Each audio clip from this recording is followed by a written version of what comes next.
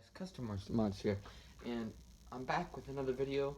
I know this is probably the second video I've shot today, but I just have so much time to be down here, and it's really great to be back. So, basically today I'm going to be showing you guys my drift tires that I made for my Mini 8T drag car build. And if you haven't checked out that build overview, then you should definitely go do that. But if you're just going to get straight to the point, this car is towed behind my Slash or something else, possibly a bungee, like an airplane high start you do like with an RC glider. But basically the point of this is that these tires will help a little bit more with um, the towing, because of course you got an RC car that's going down a street at like 35 miles or 40 miles per hour, and things can kind of get ugly if you have these really grippy trencher tires, and you make this car makes a sharp turn away, and of course the tow car is keeping straight, and then that can cause to a flip and a crash and things like that. So yeah, the goal with this was to make it so that this has some steering authority, but not a lot of steering authority, so it can still skid out and things like that. So basically, as you can see here, my two most worn down tires, or should I say just wheels, are the back two.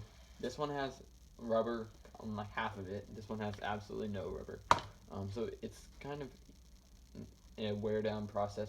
And the front two are the best, most rubber on them. And that's just so that they can have a little bit more steering authority and control over the vehicle, because of course they're doing the steering. So I just took these off the stock rims. These are the stock rims that came with this vehicle. The tires were shot and bald and whatever, and so I decided just to use the wheels. And they don't really look pretty, but it serves a purpose. And at the end of this, I'll show you some run footage of the tow.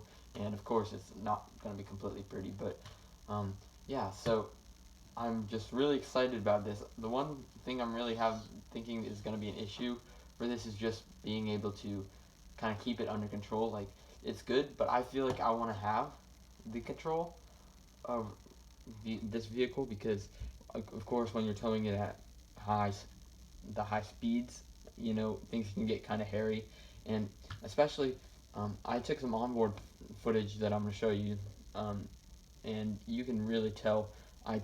You can see my last video where I did some onboard in roughly the same position with the Slash, and then I did some onboard with this guy being towed behind the Slash, and you can tell that this is just jittery all around. And I've tried to tune the suspension to try to soak up a lot of the bumps on the road, but since there's not this layer of rubber, it's really just doesn't really work out too well. So yeah, that's one downside about these. But until I can get some worn down rubber tires, and then we'll be all good to go with that. But for now, these are gonna have to do, and until they get completely bald like this one right here, they'll kind of be looking a little awkward. And yes, it does lower the ride height quite a bit, but that's just gonna be how it is as well. And one more thing I'm gonna mention about this vehicle, I did change the setup for the tow release mechanism.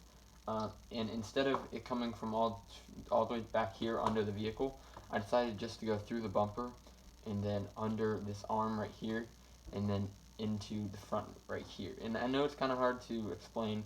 I'll kind of explain next time I do it, but for now, that's just going to be how it is. So I'm going to go ahead and roll the test footage.